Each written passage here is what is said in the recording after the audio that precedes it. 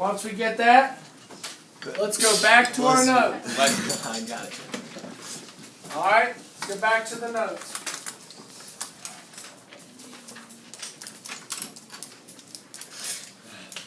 All right, the Great Basin.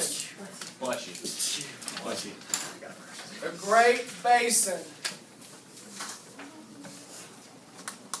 It cradles the hottest and the lowest place of the United States. Located in California. What is it?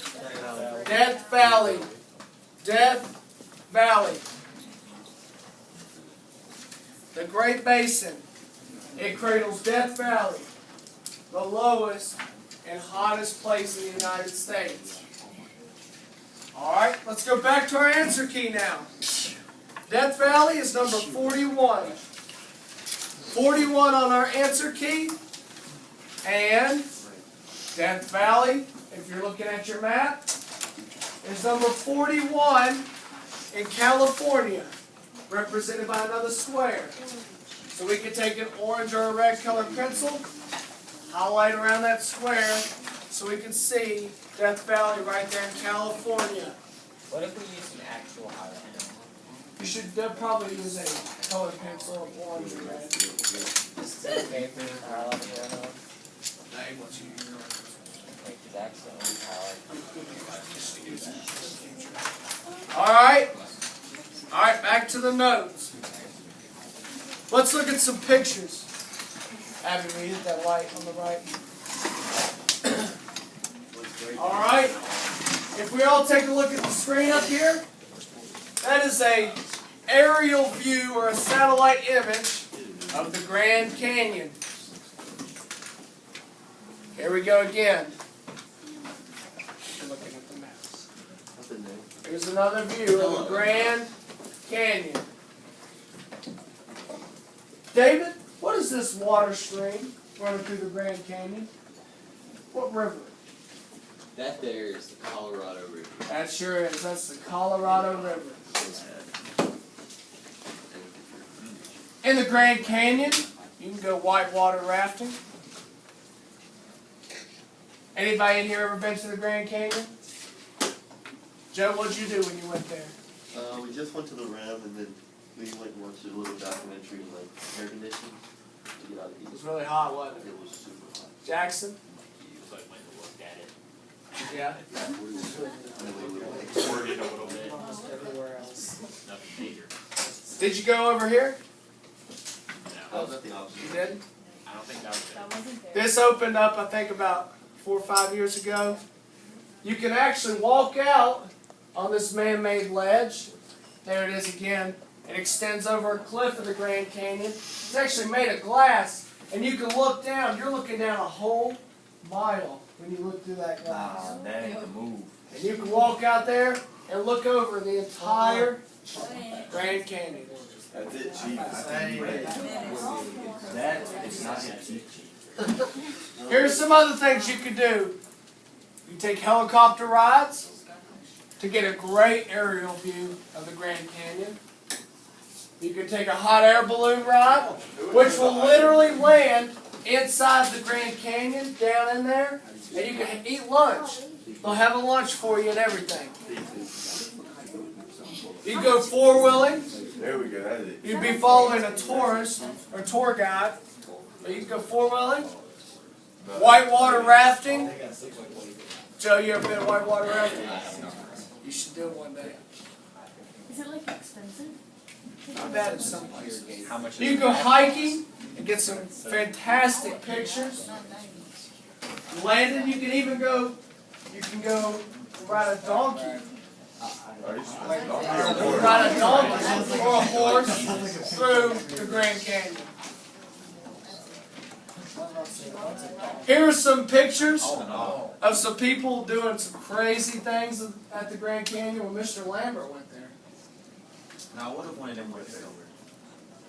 Oh, I do that for sure. Wait, I know you see Now, if your dog ever misbehaves and you're at the Grand Canyon, it was literally the farming revolution. This is in Saudi Arabia. Even in Saudi Arabia, McDonald's is a part of their culture. Even the Buddhist monks around Nepal, Mount Everest area, they like to enjoy a nice Coca-Cola. That's part of their culture. What area of the United States has a culture surrounding crawfish? Louisiana. That hot, spicy food. Jackson, what about pastas? Isn't that French? Italy. Italy. That Italian culture. Even mole crickets are a part of certain cultures in Latin America and parts of Asia. Those are chocolate-covered crickets. Oh! I heard that was like really good. It's in curry though, so. Oh. Hunter Brewster? Hunter Brewster, what is sushi? What culture is sushi a part of? Yeah, that Japanese culture. Good. Pizza. And Emma, what type of culture is pizza from? Almost any culture. Yeah, that Italian culture. It's a. Almost any culture. Oh, Phoenix. Phoenix, what about hamburgers and hot dogs? That's that American culture. Wait. There's those mole crickets again. No. Oh. Part of the Latin American culture. Along with spiders. In Latin America, listen. In Latin America and parts of Asia, they do eat spiders and tarantulas even sometimes. Snakes. Oh, snake, that's different. I can understand snake. Yeah. Snake. Okay. Oh, here we go. Abby Peterson. What culture involves Easter? America here, right here. Christianity. Yes, Nate. Don't in India they do like a snake heart and it's like good for the heart? They do. They do. It's pretty nice. And I think parts of Africa. Yeah. What about this? What religion or what culture do we see here? It is India. It is India. Sharadi from another class. She's in your old 9th grade class. She talked to us about these henna tattoos. What did she say? She just said like that is part of the religion, part of where she's from. The dot. The dot, that signifies that a Hindu woman is married.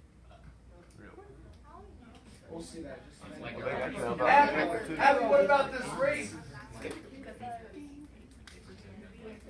Yeah, part of that culture here in America, around December, around Christmas.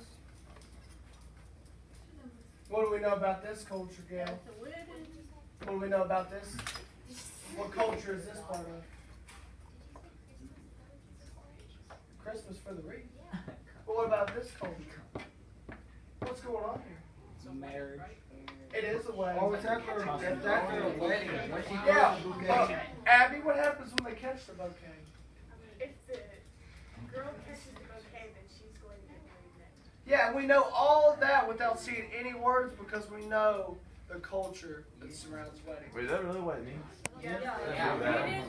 This image, listen, this image depicts Halloween culture in America only though. Only American Halloween. Halloween means something totally different in Latin America.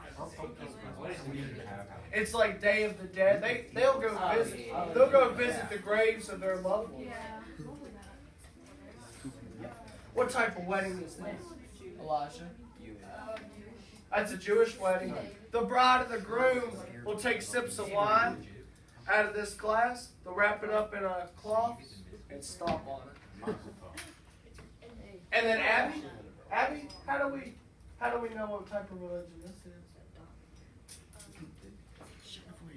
Yep, and that dot on the forehead signifies that Hindu woman is married. What about the children that have it? The children, it's just probably just part of the Hinduism. No, it means they're married. Don't they get married when they're really young? Yeah, they do. They can be married off. A lot of the weddings are set up by the parents. I mean, This is the Ganges River, part of the Hindu religion. They believe that spirits of their ancestors and other religion are inside. I'm not going to ring another bell. Yesterday we ended talking about culture. Alexis, what comes to your mind when you think of the word culture? What do you do in life? Is there anything you celebrate? Christmas. Religion is a big part of culture. Landon, what about you? Thanksgiving. Thanksgiving's a part of our culture in the United States. Pilgrims come to my mind.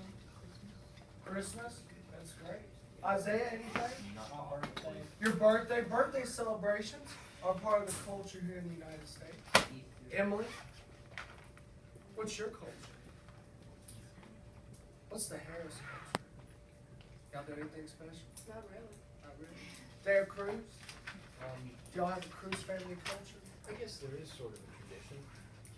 When my dad was a kid, my grandpa used to take him, put butter on his nose, and shove him under the bed.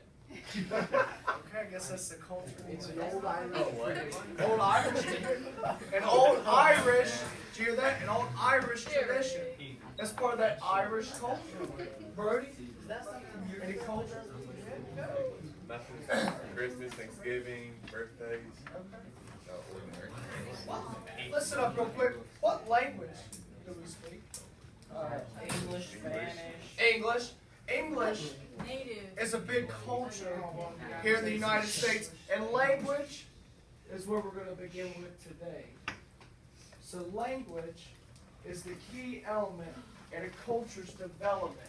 A culture is able to develop because of language. Joe, why is that, do you think, that a culture can develop because of language?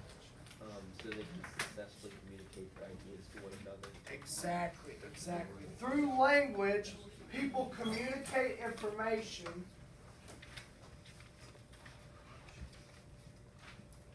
just like I'm communicating this information to you. In a culture, they communicate information to pass on values and traditions. I'm communicating to you all to pass on the notes.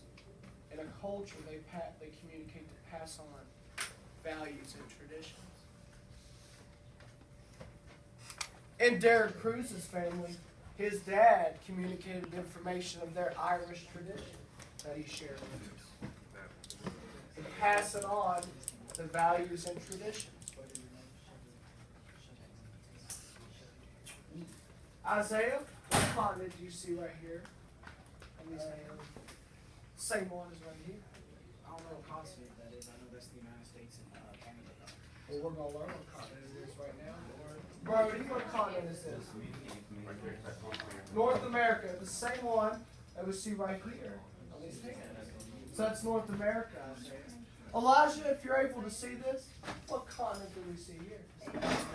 Yeah, Asia, a little bit of Europe, a little sliver, I think, of Africa. And what about right here, Emma? That is Australia. Yep, same one you see over here behind Jackson. These are all the many ways you could say I love you in the different languages. We can obviously see English is right there in the middle. These are all the different ways you could say hello in all the different languages. Phoenix, what language is the Spanish version of hello? Hola. Like we see here. What is the third one over to the right? The third one over right here? No. Looks like it's in the Russian. One Russian. That's definitely Russian. Alright, and here we can see all the languages of the world. We can see Russian, Arabic, Greek, Japanese, English, Hebrew, Chinese. Now, we talked about language as a key element of cultures. When I look at religion, whether you're a religious person or not, it's important to think about that in a lot of ways, religion is the base of many cultures. In India,